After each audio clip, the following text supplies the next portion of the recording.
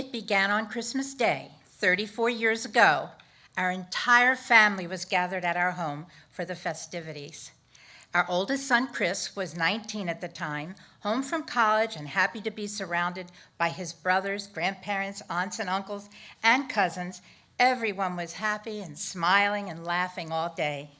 That evening, after everyone had gone home, Christopher asked his father and me to come up to his room with him.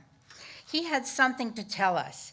His entire demeanor had changed, and he looked so serious that I knew something was wrong.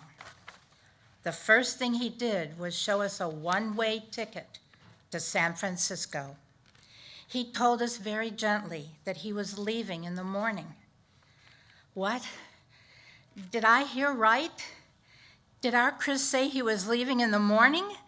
My heart sank. I felt sick. My stomach was churning. I couldn't understand what was happening to our family. Could we fall apart so quickly? My thoughts were rushing in. Was someone out to get him? What terrible thing could have happened to our son that he would fly across the country and leave his whole life and family behind? He was in his first year of college and loved it. Chris looked at us. It didn't make any sense, but he still looked at us and said, very quietly, "I'm gay." For a few minutes, I was so relieved that someone wasn't out to kill him. I actually breathed a sigh of relief. My husband is a quiet and laid-back dad and seemed to prefer that I take over the situation.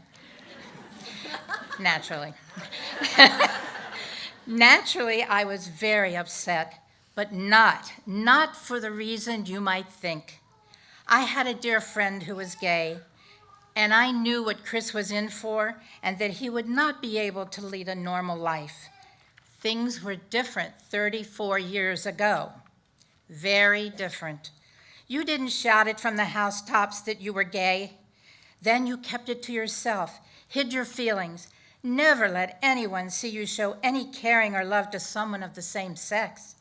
Chris told us he wanted to live where he could feel more comfortable around other gay people, and at that time, it was San Francisco. He was worried that we and his brothers and entire family and friends wouldn't want to be around him anymore. I said a fervent prayer to God, and at that moment to give me the strength to say the right words to our dear son. No, no, no. You are staying here with your family and friends. Your dad and I will go with you to an apartment and find one in D.C. where there are other young gay people, and you will find friends there.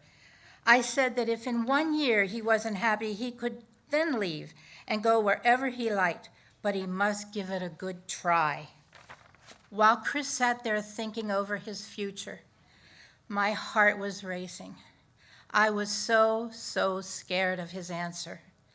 Please, God, give Chris the strength to stay here and try to make a go of it among his family and friends.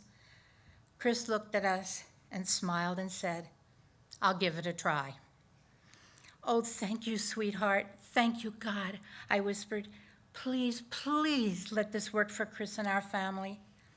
Later that night, I called my friend, and I cried to him on the phone. He was a rock. He said, "Send Chris to me tomorrow, and we will talk about what his life will be and how he can make the transition into the gay life." The next day, Chris went to my friends and was greeted with help, thoughtfulness, and caring. And I silently thank God again for giving me the insight to ask my friend for help and guidance. Over the next few days, Chris stayed in his room while family members and friends trot up and down the stairs to talk with him and tell him that they loved him and it was okay he was gay.